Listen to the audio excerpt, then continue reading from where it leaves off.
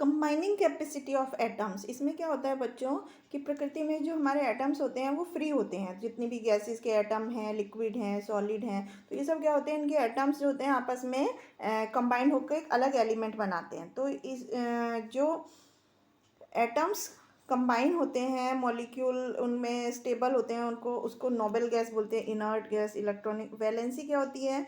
Valency होती है जब कोई एटम अपने आउटर ऑर्बिट में से कोई इलेक्ट्रॉन देता है या लेता है, उसको वैलेंसी बोलते हैं। तो नंबर ऑफ इलेक्ट्रॉन, जितने इलेक्ट्रॉन इन्वॉल्व होते हैं इस प्रोसेस में, उसको हम वैलेंसी बोलते हैं।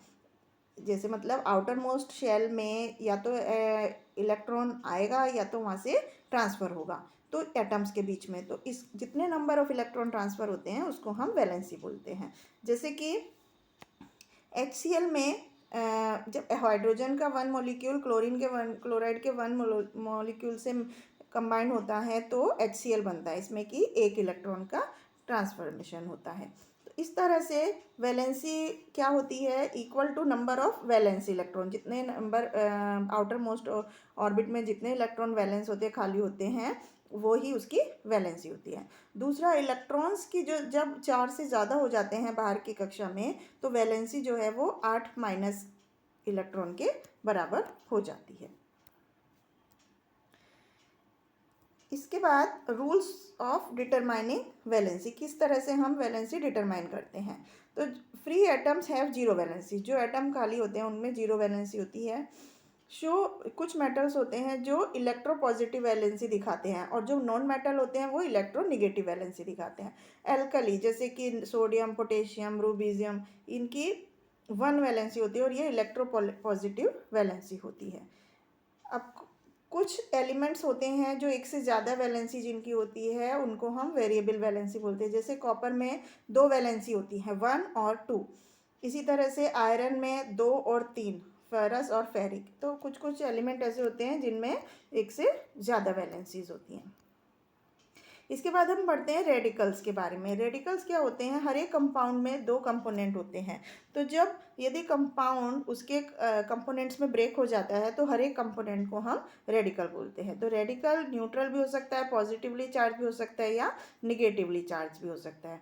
तो न्यूट्रल रेडिकल्स को हम फ्री रेडिकल बोलते हैं। पॉजिटिवली जो चार्ज रेडिकल होते हैं उन्हें बेसिक रेडिकल बोलते हैं, और निगेटिवली चार्ज रेडिकल्स को एसिड रेडिकल्स बोलते हैं। जैसे कि यहाँ पर हम देख रहे हैं हाइड्रोजन में H के 2 एटम्स हैं, तो यहाँ पर फ्री रेडिकल्स है हाइड्रोजन के।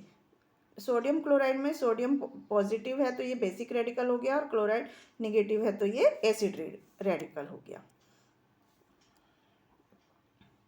इसके बाद होते हैं बच्चों कैटायन और एनायन। तो कैटायन क्या होते हैं? एसिड रेडिकल्स को हम एनायन बोलते हैं और बेसिक रेडिकल्स को कैटायन बोलते हैं। तो यहाँ पर बहुत सारे एलिमेंट्स की वैलेंसी और सिंबल बताया हुआ है, इलेक्ट्रोपॉजिटिव एंड कैटायन का भी, और मोनोवेलेंट इनको इलेक्ट्रोपॉजिटिव आयन यानी कि एनायन का भी। जैसे कि सोडियम है, पॉजिटिवली चार्ज है तो 1 इसकी वैलेंसी हो गई। बाइकार्बोनेट होगा तो इसकी वैलेंसी -1 हो गई। तो इस तरह से इनके कैटायन और एनायन होते हैं।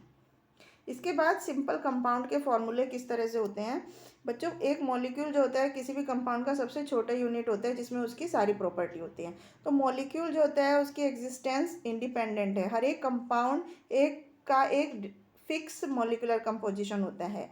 तो अब हम किसी भी केमिकल फार्मूला को लिखना सीखते हैं। तो बच्चों हमें सबसे पहले फार्मूला लिखने के लिए हमें क्या होना चाहिए? उसके सिंबल पता होने चाहिए एटम के। जैसे हमें हाइड्रोजन और ऑक्सीजन का एक कंपाउंड का सिंबल लिखना है तो हमें पता है कि हाइड्रोजन को H से डिनोट करते हैं और ऑक्सीजन को O से। उसके बाद हर एक एलिमेंट की हमें वैलेंसी पता होनी चाहिए। जैसे हाइड्रोजन की वैलेंसी 1 और ऑक्सीजन की 2 होती है। अब हम सिंबल्स को इस तरह से लिख लेते हैं, H के नीचे उनकी वैलेंसी के साथ। उसके बाद उसमें इसको हम क्रिस क्रॉस मेथड यूज़ करते हैं वैलेंसी का। इसकी वैलेंसी इसके साथ और इसकी वैलेंसी इसके साथ। तो H2O, 2 इस H के नीचे आ गया और 1 O के नीचे। तो इस तरह से हम फॉर्मूले बनाते हैं। इसके बाद हम न्यूट्रलिटी केमिकल कंपाउंड की किस तरह से चेक करते हैं कि जैसे एल में, एल्युमिनियम में 3 चार्ज है, Al is 2 टोटल और निगेटिवली चार्ज, तो SO4 में 2 चार्ज हैं, तो इसका फॉर्मूला SO4 is 3। तो इस तरह से इनकी वैलेंसी आपस में इंटरचेंज हो जाती है जब हम फॉर्मूला लिखते हैं। तो इसी तरह से यहाँ पर और भी बहुत सारे फॉर्मूले बनाए गए हैं कंपाउंड्स के, जैसे कि यहाँ पर एल्युमिनियम और सिल्वर। एल्युमिनियम नाइट्रेट्स में क्या होगा, सिल्वर नाइट्रेट में Ag सिल्वर को बोलते हैं और नाइट्रेट को NO3। तो इस तरह से इसका फार्मूला बन गया एल्युमिनियम फॉस्फेट का, इस तरह से। तो इनकी वैलेंस सबसे पहले उसके सिंबल लिख के और वैलेंसी लिख के उनको फिर क्रिस क्रॉस मेथड से इंटरचेंज करते हैं।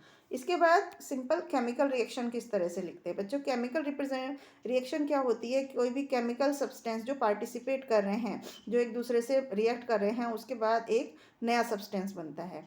तो सब्सटेंस के चेंजेस को हम एक सिंबल्स और केमिकल फॉर्मूले मॉलिक्यूल्स के जो होते हैं उनसे शो करते हैं। तो केमिकल रिएक्शन में किसी भी मैटर का ट्रांसफॉर्मेशन होता है एक नए सब्सटेंस में, नए चीज़ में, जिसको कि हम केमिकल चेंज बोलते हैं। तो केमिकल रिएक्शन किस तरह से लिखते हैं, सबसे पहले रिएक्टेंट या जो एलिमेंट रिएक्शन करते हैं उनको हम लेफ़्ट साइड में लिखते हैं और प्रोडक्ट जो होता है उसको हम राइट साइड में लिखते हैं और उसके बीच में एरो का निशान लगाते हैं, जैसे कि यहाँ पर लगा हुआ है रिएक्टेंट और प्रोडक्ट। उसके बाद डबल हाफ एरो लगाते हैं, इसका मतलब होता है कि वो रेसिप्रोकेट है, मतलब रिएक्टेंट प्रोडक्ट में और प्रोडक्ट को वापस रिएक्टेंट में हम कन्वर्ट कर सकते हैं। इसके बाद केमिकल इक्वेशन को बैलेंस किया जाता है। बैलेंस करने के लिए में दोनों साइड में किसी एलिमेंट के नंबर ऑफ एटम्स सेम होने चाहिए। इसके अकॉर्डिंग मैटर का कंजर्वेशन होता है, जैसे कि H2O है, रिएक्टेंट है और ये प्रोडक्ट बन के H2O बन रहा है। अब इसको बैलेंस्ड केमिकल इक्वेशन करने के लिए हम देख रहे हैं कि इधर हाइड्रोजन के 2 मॉलिक्यूल और ऑक्सीजन के 2 मॉलिक्यूल है, जबकि राइट साइड में हाइड्रोजन के 4 मॉलिक्यूल है और ऑक्सीजन के 2। तो इसको बैलेंस करने के लिए हम हाइड्रोजन के इधर भी 4 करेंगे, 2 से उसको मल्टीप्लाई करेंगे, तब ये बैलेंस केमिकल रिएक्शन हो गई। अनबैलेंस्ड केमिकल रिएक्शन क्या होती है, जिसमें लेफ्ट हैंड साइड और राइट हैंड साइड के मॉलिक्यूल्स में अलग अलग होता है।